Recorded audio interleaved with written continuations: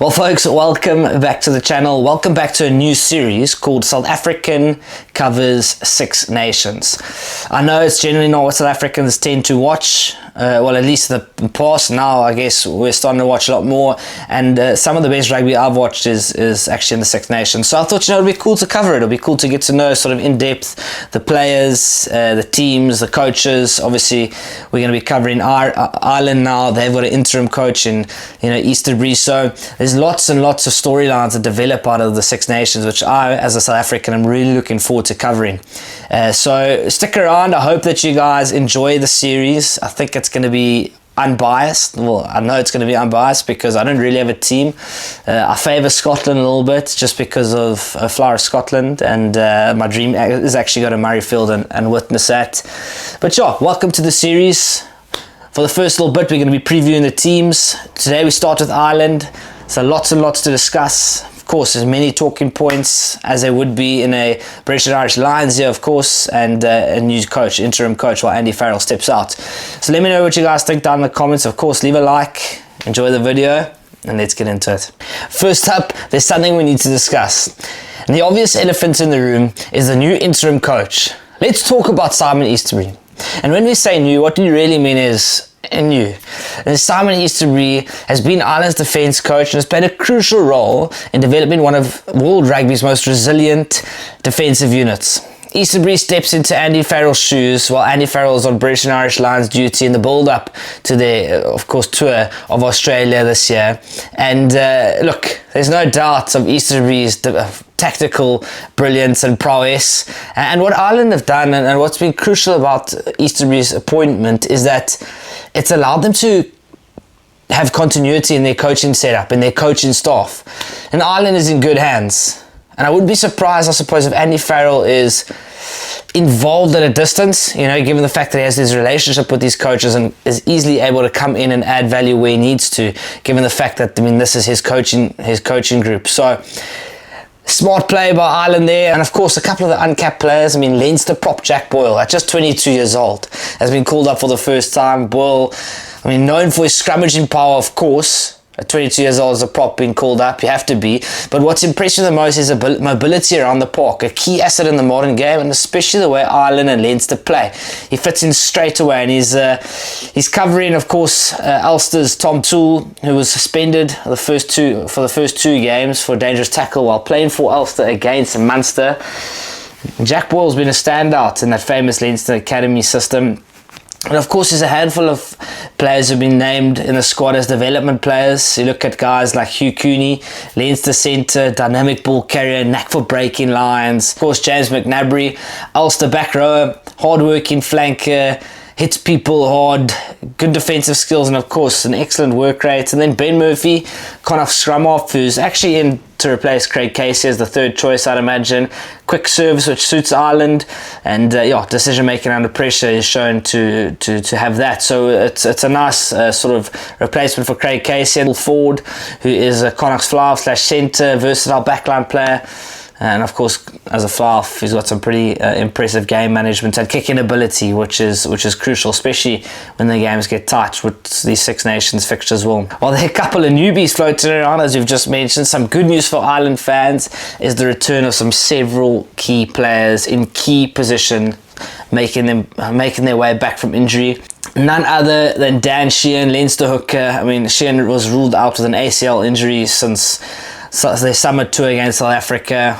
ACL is always a difficult one to come back from, so I hope he comes back alright. But his pace and ball handling skills set him apart as one of the best hookers in the world, in world rugby at the moment. And a real asset to that Irish and Leinster side. Then James Lowe, back for Ireland, the winger. Lowe's been recovering from a calf issue, I think it was, and Ireland adds to Ireland's attacking flair, but what he also adds is that left boot of his, which is a massive tactical advantage for Ireland. And then of course Jimmy O'Brien, utility back, centre, fullback, wing. O'Brien brings that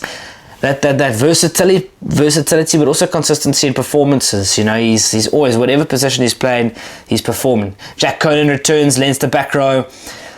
Overcoming injuries, O'Connor returns with a powerful ball carrying ability. Has also experience at the back of the scrum, which is going to be vital for this Irish side. Now let's have a little bit of a breakdown of the squad and the key players. I'm not going to go through every single player. That is on, I think, on the right here. You can have a look through all the players, but some strength. I mean, Ireland's strength is their depth and some key combinations that I think are going to stand out, which is what I'll discuss now. Of course, the front row, a couple of key combinations are back. Anchoring the scrum are experienced campaigners like Andrew Porter from Leinster, Tide Furlong.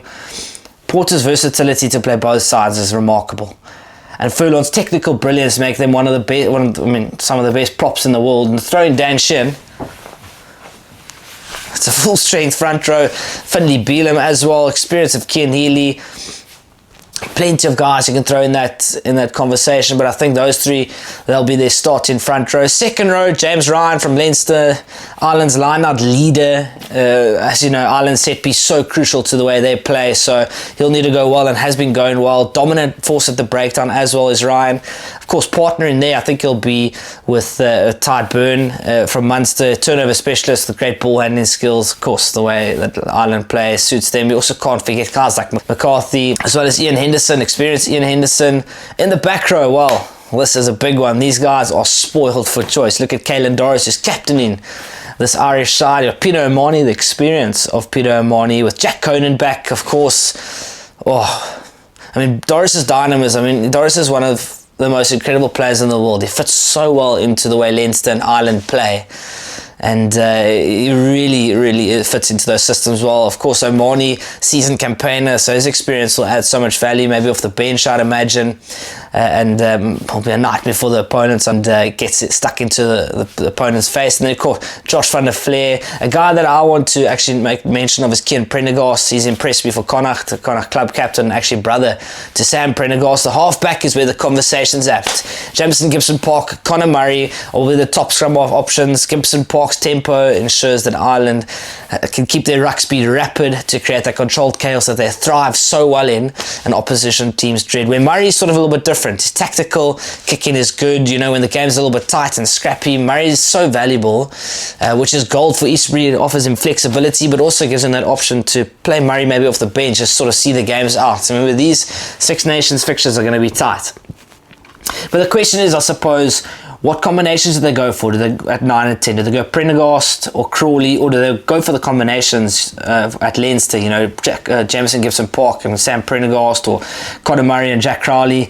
It's the magic question. I don't know. It'll be a difficult one for Easterbury, but I'd imagine they go Gibson Park and Crowley, my apologies. In the centres, of course, Bundy Aki from Connacht, Gary Ringrose are likely, I'd imagine, to be the midfield pairing. Aki's physicality, bursting, breaking holes, puncturing holes in that defensive line, and Ringrose's defensive reads have been a hallmark of his game, and then his attacking lines just complement Bundy Aki's physicality so well. And then, of course, Robbie Henshaw in the mix there. The back three, it's pretty scary. James Lowe, Hugo Keenan of Leinster, and then Mac Hanston of Connacht.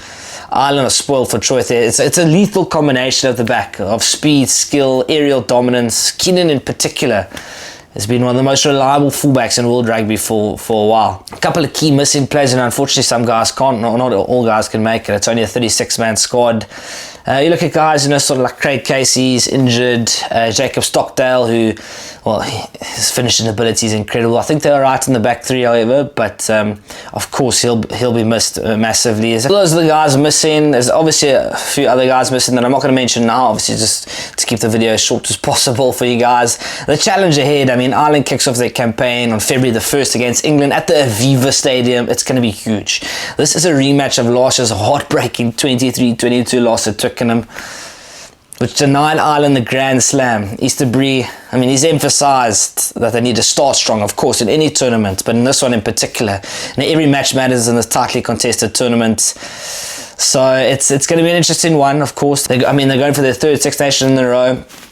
What excites me, or what I like about this squad, is there's a nice balance of experience and youth. There's a couple of guys missing that probably could have filled gaps. When you look at players like Jack Boyle, some sort of symbolising the next generation of Irish rugby, whilst veterans like Peter O'Mahony and Conor Murray, they can ensure that leadership and composure in high pressure moments. Remember, the head coach is not around. This is where leaders need to step up, and which is why I think guys who are so experienced are going to be so valuable for them.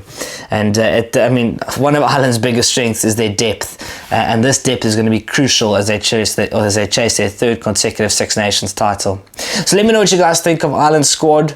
Let me know what you think of the combinations. At 9-10 combos, the one I actually want to hear from you guys about. Who do they play between those guys? What's the combination? I'd love to hear your thoughts. Let me know down in the comments. If you liked it, leave a like. Subscribe if you found value. I'll see you on the next one. You're going to have to wait and see who I preview next. Have a good one.